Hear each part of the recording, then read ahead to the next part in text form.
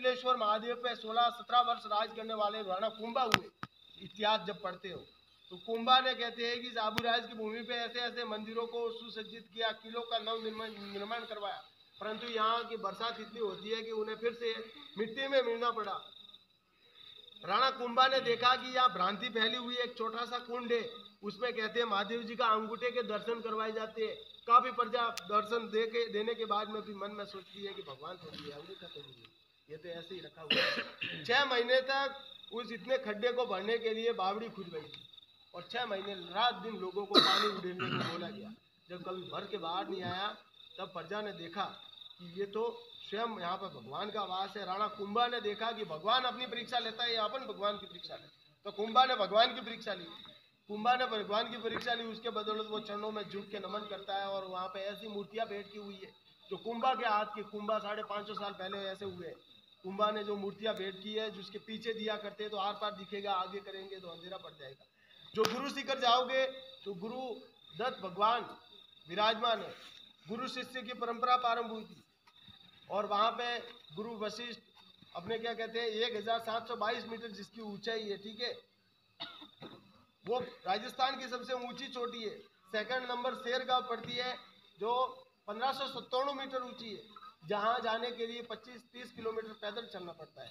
तीसरे नंबर की ऊंची चोटी वही अचलगढ़।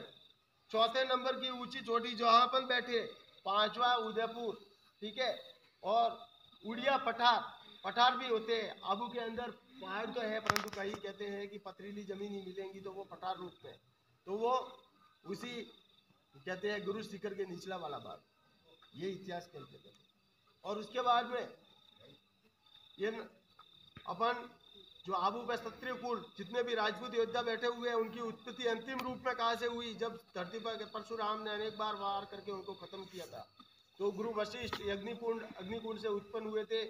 चालुक्य, चौहान, परमार, ये चारों राजवंश अग्निकुंड से निकले हुए हैं। और भी इतिहास के अंतर्गत आपको बताना है तो ये ट्रेवर्स टैंक है जहाँ पे भी आप घूमने जाओगे, तो ये 1889 में इसका निर्माण हुआ था। इधर ही पास वाला पॉइंट है, ठीक है।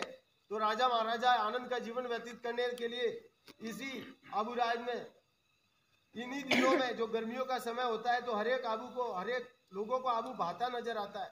तो राजा रजवाड़ों की 52 कोठियां बनी हुई है, राजा रजवाड़े सब आनंद के लिए यहाँ पहुंचते थे। उस समय 1589 में ट्रेवनकोर जो इंग्लैंड का था और आबू का ये सिरोही भूमि का प्रधानमंत्री नियुक्त था, और उन्होंने कहते हैं उनकी मृत्यु पे यहाँ के राजा केसर सिंह थे और केसर सिंह की निगरानी में उनका स्टेच्यू, उनकी कहते हैं याद को प्रजा के बीच में ताजी रखने के लिए वो ट्रेवर्स टैंक का ट्रेवनकोर के नाम से स्थापना की गई, जहाँ पे वो अपने मगरमच्छ वगैरह और जीव जंतुओं की तादाद रहती है, ठीक है। और यहीं से ये पानी का जो ये स्रोत जा रहा है वो वहीं से आता है।